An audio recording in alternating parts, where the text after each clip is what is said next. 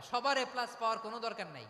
আমাদের দেশে একটা টেন্ডেন্সি আছে, পরীক্ষায় এ প্লাস না পাইলে কই তুই কি করলি, পাশের বাড়ির ছেলে এ প্লাস পাইছে, যা ওর পা ধোয়া পানি খা। কি খা? তা আমি ভাবছি যে পা ধোয়া এ প্লাস পাওয়া ছেলেদের পা ধোয়া পানির একটা পানির ব্র্যান্ড বানাইতে হবে, এরকম লেখা থাকবে এ প্লাস পাওয়া ছেলেদের পা ধোয়া পানি। খাওয়া নাই, এগুলার খাওয়া নাই। ওরে আল্লাহ এ প্লাস পাওয়ার জন্য বানাইছে, আর আপনার ছেলেকে এই এ প্লাস গুলারে নিয়ন্ত্রণ করার জন্য আল্লাহ বানাইছে। ওকে দিয়ে আল্লাহ কি করবে আপনি জানেনই না। একটা এ প্লাস, একটা এ গ্রেড একটা মানুষের জীবনকে ঠিক করে দিতে পারে না।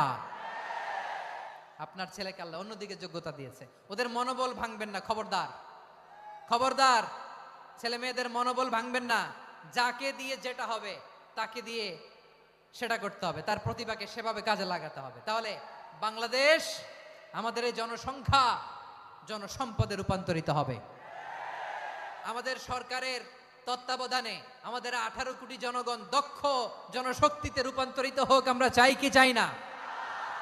আমরা ভালো মানুষ, শ্রেষ্ঠ মানুষ হতে চাই কি চাই না? ওই জাপানিজদের মতো সৎ, ওই ইউরোপিয়ানদের মতো কালচার্ড। আমাদেরকে আল্লাহ তাআলা কোরআন সুন্নাহ অনেক কিছু দিয়েছেন। যেহেতু বর্তমানে আমরা দেখছি তারা সৎ, তাদের মধ্যে ভ্যালু আছে, সেগুলো আমাদের মধ্যে আনার দরকার আছে না নাই? আর ইসলাম দিয়ে আমাদের জীবনকে সাজাতে হবে, ইসলাম দিয়ে আমার পরিবারকে সাজাতে হবে। ইসলাম থেকে, কোরআন থেকে প্রেসক্রিপশন না নিলে জীবন সুন্দর হবে না। কোরআন থেকে প্রেসক্রিপশন না নিলে সমাজ সুন্দর হবে না। কোরআনের প্রেসক্রিপশন না মানলে রাষ্ট্র সুন্দর হবে না। কোরআনের প্রেসক্রিপশন অ্যাপ্লাই না করলে শুধু দুর্নীতি দমন কমিশন দিয়ে দুর্নীতি বন্ধ করা যাবে না। হাই গাইস, আসসালামু আলাইকুম। Please subscribe my channel. সরকার যেন এদিকে নজর দেয়, আমরা যেন এই ব্যাপারে যত্নবান হয়ে উঠি।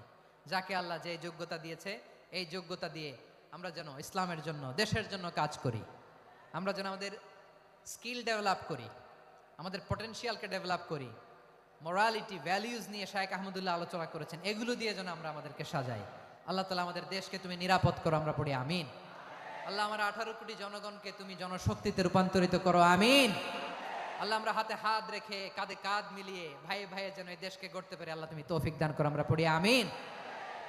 আমার প্রিয় মহিউদ্দিন ভাই বলেছেন, হুজুর এমন একটা ঘোষণাপত্র দিয়ে যাবেন আজকের এই ঐতিহাসিক যশোরের প্রোগ্রামে, যেটা গোটা বাংলাদেশে মানুষ সেটার উপর আমল করে। আমি যে কথাটা বলেছি এটাই, আসুন আমরা আমাদের জনসংখ্যাকে জনসম্পদে ট্রান্সফর্ম করি। আমাদের জনসংখ্যাকে আমরা যেন জনশক্তিতে রূপান্তরিত করি। জনসংখ্যাকে ট্রান্সফর্ম করে জনশক্তি দিয়ে আমরা যেন আগামীর বাংলাদেশ, স্বাধীন বাংলাদেশ 2.0 কে গড়ে তুলি। আল্লাহ তাআলা আমাদের সবাইকে কথাগুলো বোঝার, আমল করার তৌফিক দান করুন। এই জেনজি, ক্ষমা করে দিও আমাকে, অনেক ধমক দিছি, বকা দিছি। আল্লাহ তোমাদেরকে করুক, কবুল করুক, যশোরবাসীকে কবুল করুক, আদ দিনকে কবুল করুক, এই মেডিকেল কলেজকে কবুল করুক, ইসলামের জন্য বাদ ভাঙা এই জোয়ার এবং উচ্ছ্বাসকে আল্লাহ তাআলা কবুল করুক। হাদা মা ইনদি ওয়াল ইলমু ইনদাল্লাহ আলাইহি তাওয়াক্কালতু ওয়া ইলাইহি উনীব। সুবহানাকাল্লাহুম্মা বিহামদিকা আশহাদু আল্লা ইলাহা ইল্লা আনতা আস্তাগফিরুকা ওয়া আতুবু ইলাইক। আল্লাহুম্মা আমিন।